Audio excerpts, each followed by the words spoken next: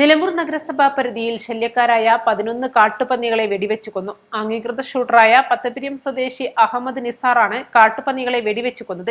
നിലമ്പൂർ നഗരസഭയിലെ വീട്ടിച്ചൽ ഡിവിഷൻ പരിധിയിൽ നിന്നും 8ഉം തെക്കുംപാടം ഡിവിഷനിൽ നിന്നും 3 കാട്ടുപന്നികളെയാണ് വെടിവെച്ചു കൊന്നത്.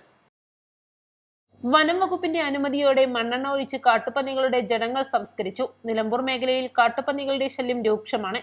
നിലവിൽ തദ്ദേശ സ്വയംഭരണ സ്ഥാപനങ്ങൾക്ക് ശല്യക്കാരായ കാട്ടുപന്നികളെ വെടിവെച്ചു കൊല്ലാൻ അനുമതിയുണ്ട്. ഒരു കാട്ടുപന്നിയെ വെടിവെച്ചു കൊന്ന് സംസ്കരിക്കുമ്പോൾ 2000 രൂപ വീതമാണ് അംഗീകൃത ഷൂട്ടർക്ക് ലഭിക്കുക.